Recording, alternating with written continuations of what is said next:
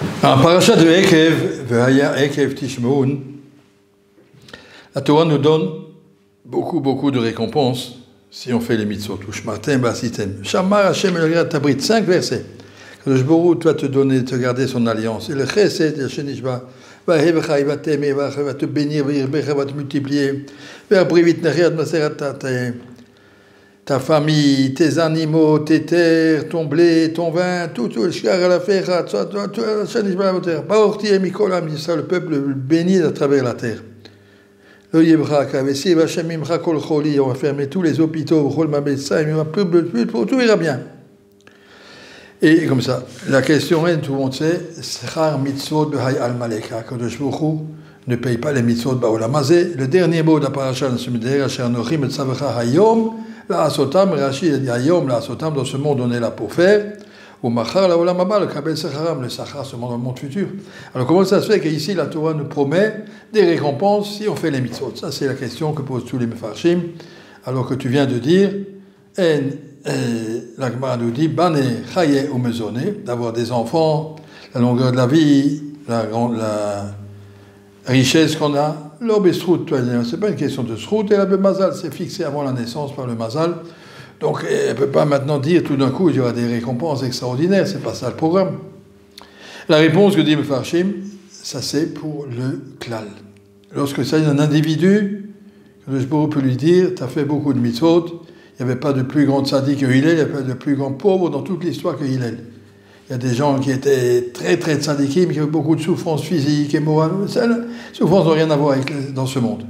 Mais au niveau du klal Israël, au niveau de Am Israël, si l'Am Israël est bien dans sa Torah, tous ensemble, autour d'Akadosh Baruch Hu, là, Akadosh Baruch Hu nous promet que vous serez gérés de façon tout à fait différente. Là, vous aurez la bracha, et la parnassa, et la paix, et la santé, et tout ce qu'il faut. Parce qu'au niveau du klal Israël, Akadosh Baruch Hu gère le klal Israël individuellement, personnellement. Donc ça sera différent. Mais au niveau de l'individu, on sait que pendant la guerre, pendant la Shoah, l'Admour Klausenburg était dans les camps. Il y avait avec lui un grand historien juif, non religieux, qui lui a dit, monsieur, vous êtes rabbin, vous êtes d'accord avec moi que le peuple juif est terminé, ça y est, on extermine ici tous les jours quelques dizaines de milliers, on a fini. Et le rabbin lui a dit, ce qui est sûr, c'est que les nazis vont disparaître et le peuple juif continuera. Il a dit, moi, à titre personnel, je ne sais pas si je tiendrai, ni vous, ni moi, ni personne ne peut savoir sur lui-même, mais le klal Israël continue. Ça, c'est la certitude. Regardez, vous êtes historien, regardez l'histoire, combien de peuples ont disparu et comment nous on tient. Que Dieu nous maintient à travers les temps, ça c'est la bracha au niveau du klal. Le klal a sa bracha, que Dieu ne nous oublie pas. Maintenant, au niveau individuel, ce qui est très intéressant, toute cette paracha, Vaya, Ekev Tishmeun, ou Shmartem, si vous gardez, si vous obéissez, si vous gardez, Vasitem, mais vous faites des mitzvot, tout ça c'est au pluriel, tout d'un coup ça vient au singulier. Shamar Hashem Yukra Lecha. À toi particulièrement, Hashem garde la brite et la chesed. Vahevecha, itema, ubechacha, ite bénira, virbecha. Tout au singulier. Verortiye mikolamim, loyebecha, vesir Hashem mimecha, kol choli.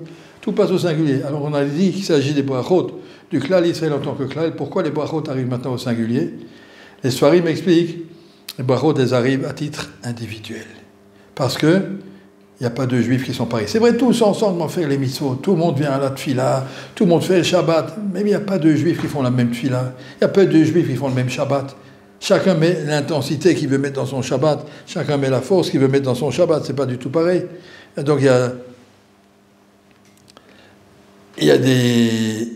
On raconte une histoire comme ça, rapidement, je vais dire. Il y avait un juif qui est venu, s'est retrouvé vendredi après-midi dans une ville en Pologne. Il avait beaucoup d'argent, il ne savait pas où aller. On lui a dit, va chez ce tzaddik, là-bas, il reçoit tout le monde. Il allait chez ce tzaddik, effectivement, c'est Admour. Il a dit à la dame, à mon Shabbat, j'ai un grand sac avec beaucoup d'argent, vous pouvez me garder ça jusqu'après Shabbat. Pas de problème, monsieur, posez-le ici, je m'en occupe. Et ils l'ont reçu très joliment. Et le Shabbat à la choule, ce tzaddik qui faisait une tfila, et il avait beaucoup de cris et de pleurs et de supplications. Et notre juif n'était pas du tout habitué à ça. Le Shabbat après-midi, la dame lui a dit, alors monsieur notre invité, ça va, tout va bien? Vous avez bien dormi, vous avez bien mangé? Il dit, oui, mais je ne comprends pas pourquoi votre mari crie comme ça pendant la tfila. Elle a dit, mon mari, il a très chaud dans son cœur. Mais elle a dit, moi aussi je suis chaud, mais je regarde ça à voix basse, ça ne regarde personne. Alors il a dit, non, quand il est ça le touche. Non, non, madame, même sans touche, on doit être un peu plus discret. Je ne comprends pas cette attitude de votre mari. Bon. Motzei Shabbat, là, monsieur vient me dire merci, au revoir. Il faut prendre mon sac. Elle dit, quel sac vous parlez? Mais mon sac, avec l'argent que j'ai donné, il n'y a pas de sac. Il a commencé à dire, mais madame, c'est pas possible. Je dis, mais je ne sais pas de quoi vous parlez, il n'y a pas de sac. Elle a commencé à crier, mais madame, je veux mon sac. Il est plus fort. Elle a dit, vous voyez, juste je vais vous montrer, quand ça vous touche, vous criez. Alors votre mari aussi, mon mari aussi, dans la tefila, ça le touche, il met tout son cœur. Et puis un juif fait la tefila, voilà, je vous rends votre sac, il n'y a pas de problème. Je vais juste vous montrer quand on est concerné.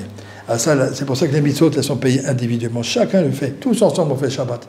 Mais on peut faire un Shabbat que on est invité à la table à Kadosh Baruch Hu, ou bien on fait un Shabbat quand on est en vacances. Ça dépend comment on veut le faire. Et la même chose, toutes les mitzvot.